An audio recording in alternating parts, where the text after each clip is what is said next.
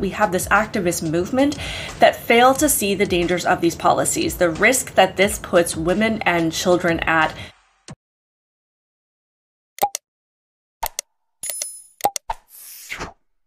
Welcome to my channel, Outspoken Samantha. If you are new here, welcome. Be sure to hit that subscribe button.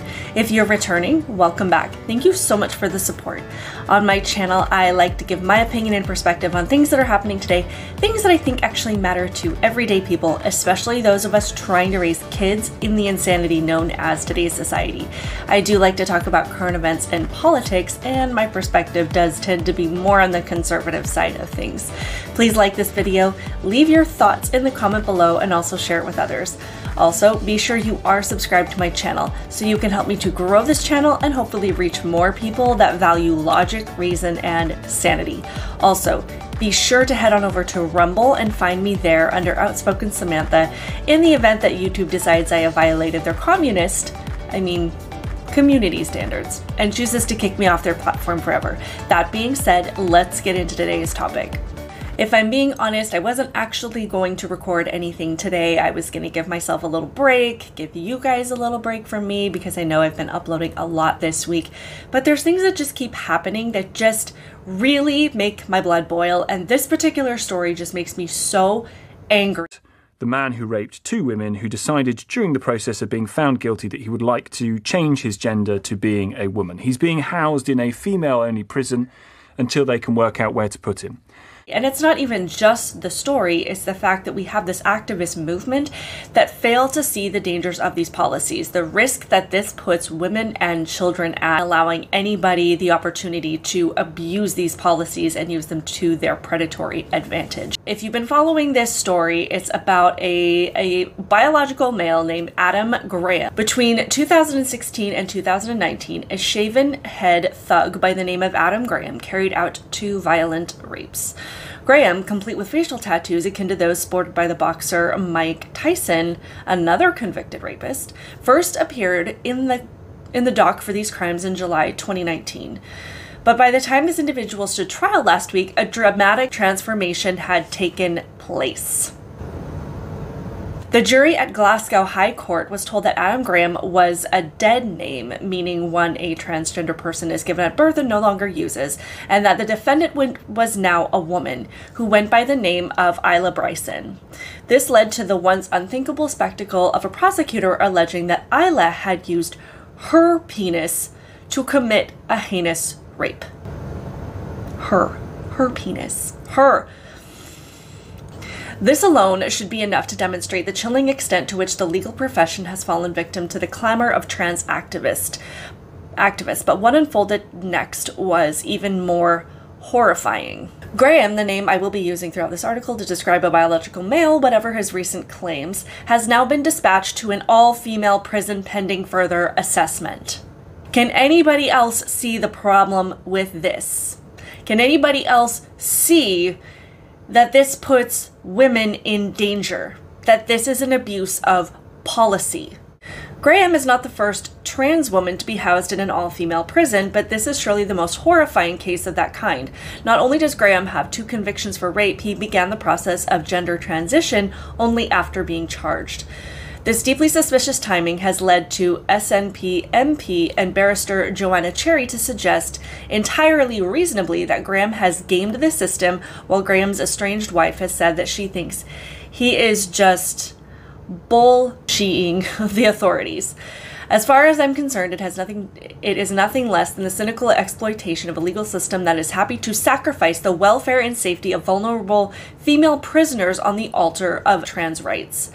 How else to view it when a smirking Graham, now sporting a blonde wig and fake nails, chose to arrive at court on at least one occasion clad in tight leggings through which his male genitalia was clearly visible. This is a problem, guys. One can only imagine how devastating this must have been for the two victims, who were already having to cope with the ignominy of their male-bodied rapist being referred to as she. Self-ID is not yet a law anywhere in the UK, even north of the border. Nicola Sturgeon's controversial gender recognition reform in Scotland, her bill, which would allow anyone over 16 to self-identify as the opposite sex without needing medical diagnosis of gender dysphoria, has not yet been legally ratified. Of the 230 inmates in the UK currently living under a different gender identity, 97, some 42%, are in jail for sex crimes. This compares to the 20% of male prisoners who are sex offenders. You get the idea. I shouldn't even have to point out how bad of an idea this is. Anyone notice this? I feel like I'm taking crazy pills! I shouldn't even have to point out the fact that these policies are just disasters waiting to happen. That they are just waiting to be exploited by people who want to game the system. What gets me is the fact that these activists have to learn these things the hard way. We can sit here all day and say, I can tell you exactly why this is a bad idea and what is going to happen as a result of this policy, and we're called conspiracy theorists, called transphobic and bigoted and hateful. Until it happens exactly the way that we've said it's going to happen, maybe you should stop and listen and think to yourself that what I'm saying isn't coming from a place of hate, but from a place of legitimate concern. So can I ask the First Minister, will she go to Corton Vale? Will she personally explain to the women there who are sharing their prison with a double rapist why on earth her government is allowing them to be in a cell next door?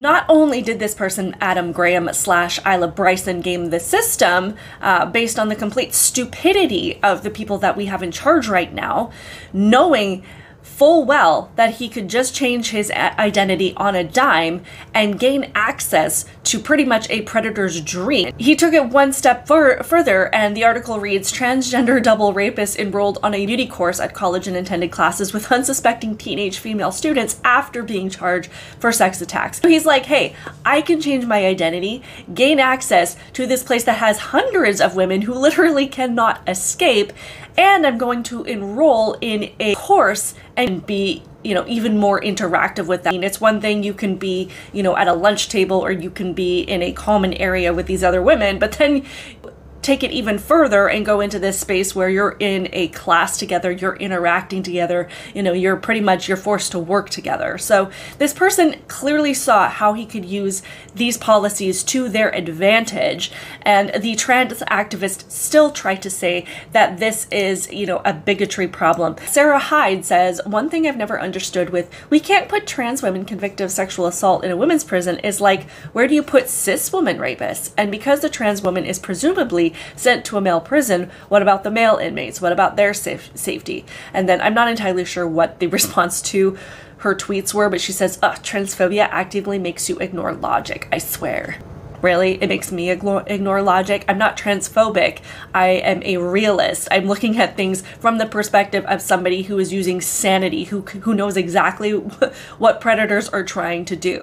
And it's insane to say that, to kind of make the argument that because we don't make prisons for every single different kind of crime, you have to put women together, you have to put males together because their biology is different, and there is a significantly higher risk specifically for people that have a propensity to commit crime, even more specifically those that are, committing a physical assault against other people. You don't see a bunch of female criminals that are trying to transition to male and go spend time in an entirely male prison because they are well aware of the immensely high risk that this would put them at. Even if they might identify as male, are not stupid enough to say, I'm going to go, because of the gender that I align with, I'm going to go, insist that I am transferred to a male prison with a bunch of male inmates and a bunch of men that have committed crimes. That would be completely insane. So this is not just a one-off incident.